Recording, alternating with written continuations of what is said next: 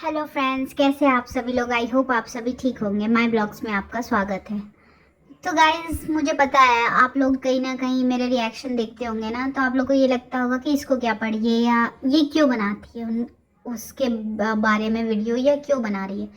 तो गाइस, मैं सबसे पहले आपको बता दूं कि मेरी भी एक छोटी बहन है जो ऑलमोस्ट अंशु के बराबर है और मेरे माता पिता इस दुनिया में नहीं है। तो मैं जब भी अंकल आंटी को देखती हूँ ना, तो मुझे कहीं ना कहीं एक अटैचमेंट होती है और मुझे समझ में आता है कि पेरेंट्स अगर नहीं हो ना या अपना कोई इस दुनिया से चला जाता है ना, तो इंसान की ज़िंदगी क्या होती है, वो इंसान की लाइफ क्या होती है। और मेरी बहन भी अंशु के बराबर है, उससे थोड़ी सी ऊपर नीचे होगी जो भी है। तो मैं जब भी अंशु को देखती हूँ ना, मुझे उससे मैं अपनी बहन दिखती है, क्योंकि मेरी बहन भी सेम ऐसी है। वो मुझसे ज़्यादा कहीं ज़्यादा समझदार है, कहीं ज़्यादा मैच्योर है, मुझे चीज़ें समझाती है। इसलिए पता है, उसके बारे में कोई बोलता है ना, तो मुझे हमेशा ये लगता है कि मेरी बहन के बारे में कोई बोल रहा है।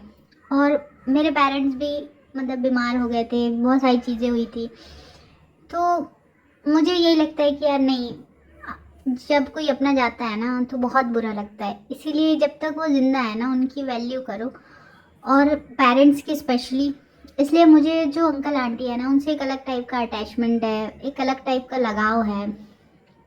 और अंशु तो मुझे लगता है कि मेरी खुद की छोटी बहन है। मुझे ऐसा लगता है कि यार इस लड़की का क्या मतलब, ये चाहती तो खुद भी बहुत अच्छी आजकल की लड़कियों की तरह जी सकती थी, पर पता है वो बहुत आगे जाएगी, उसकी लाइफ बहुत अच्छी होने वाली है। उसके बारे में ये कलेशी तात्या बिच्छू, ये जो भी, ये दतोली, या जो भी उसकी जो सो कॉल्ड भाभी है, उसके बारे में कुछ भी बुलवाए, कुछ भी कहे, लेकिन नहीं, मुझे पता है उसकी सच्चाई ना उसके फेस पे दिखती है, इसलिए मैं उसका सपोर्ट करती हूँ। और मैं हमेशा, पता है, मुझे ऐसा लगता है कि यार वो मेरे पास रहती ना, तो मतलब मैं उसको रख लेती, अपने पास बुला लेती, क्योंकि यार मेरी बहन के लिए ना मैं बहुत केयरिंग हूँ। मैं दुनिया में ना कुछ भी बर्दाश्त कर सकती हूँ, पर उसके बारे में कोई बोले तो मुझे ये चीज़ें बर्दाश्त कभी नहीं होगी। तो मुझे वो चीज़ें समझ में आती है कि यार वो कैसे करती है, सारी चीज़ें मैनेज करती है। और ये जितनी भी लोमड़ियाँ है ना, लोमड़ियाँ नहीं बोलूँगी, जो उसको लोमड़ियाँ बोलती हो तुम, उस गटर की मक्खी, बंद करो यार बोलना। उस लड़की को ट्रोल करना बंद करो, तुम्हारा कंटेंट कहीं और ढूंढो। ये जो कर रही हो ना तुम लोग। और सबसे बुरा तो वो ताई बोलती है, मनोज ताई। तुझे शर्म नहीं आती मनोज ताई? तेरी उम्र क्या है? तेरी पोती की उम्र की बच्ची है, तो उसके बारे में उस दिन बोल रही थी। पता है फ्रेंड्स, अभी अंशु को शायद आई थिंक चोट लग गई थी, तो वो ताई क्या बोलती है कि अरे अभी कहाँ नज़र लगी है तुम्हें, तो ऐसा समझ में आएगा ऐसा। अरे क्या समझ में आएगा? बहुत अच्छा समझ में आएगा, और उसकी ज़िंदगी बहुत अच्छी रहेगी, और वो इंसान दुनिया का सबसे लकी इंसान होगा जिसकी ज़िंदगी में वो जाएगी और जिसके घर में वो जाएगी।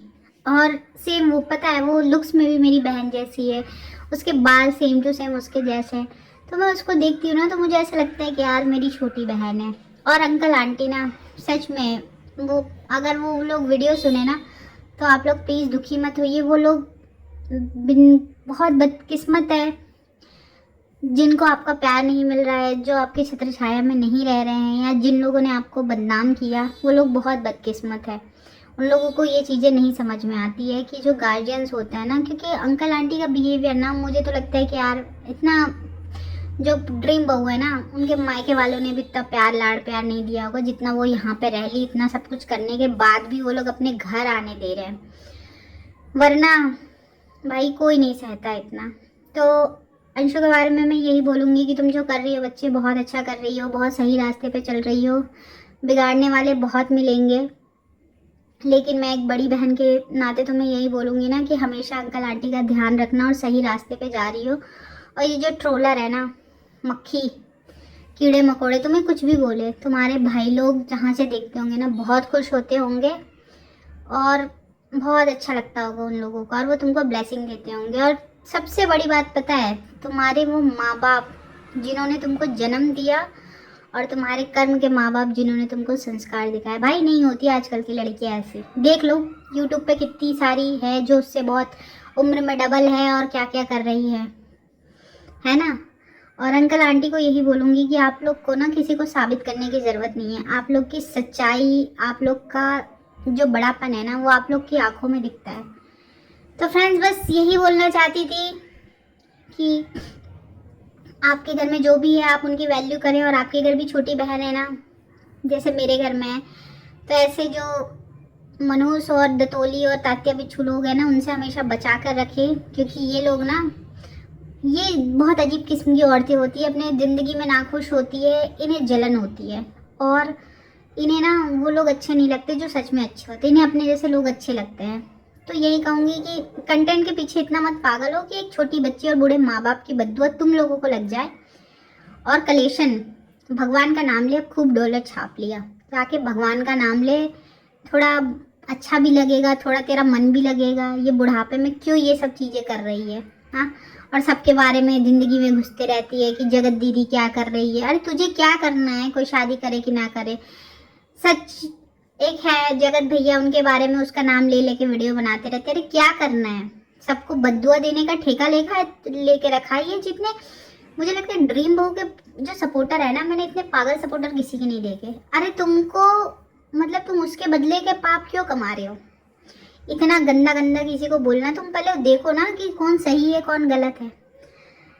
तो ठीक है फ्रेंड्स, बस यही मेरी छोटी कहानी थी। मैंने अभी नया नया स्टार्ट किया है कंटेंट क्रिएट करना और बनाना, तो ठीक है। और मुझे कोई ट्रोल करे ये कि छोटे यूट्यूबर, कोई पूछता नहीं, तो तुम लोग भी वैसे ही थे ना। तुम लोग को कोई मिलियन फॉलोअर्स नहीं थे, वो तो कंट्रोवर्सी कर करके तुम्हारी दीदी देवी भी आगे बढ़ गई। अब तो लोगों को सच्चाई पता चल गई, तो बढ़ भी नहीं रहे फॉलोअर्स, और तुम लोग की भी क्या औकात थी पता है। ठीक है तो गाइस, अब मैं अभी जॉब से आई हूँ कुछ 2-3 घंटे पहले। अब मुझे पढ़ाई भी करनी है अपनी, क्योंकि मैं अभी पढ़ भी रही हूँ और मुझे मेरी बहन को भी पढ़ाने बैठना है। तो कभी दिन और कुछ मिलेंगी किसी और स्टोरी के साथ, तो मेरे चैनल को लाइक सब्सक्राइब ज़रूर करिएगा और बेल आइकन ज़रूर दबाइएगा। मैं आपको ऐसी अपने वीडियो के माध्यम से सोचूंगी कि आपको एंटरटेन करूं। और प्लीज़ आप लोग भी अपनी छोटी छोटी स्टोरी मुझे बता सकते हैं, मुझसे शेयर कर सकते हैं। Okay bye.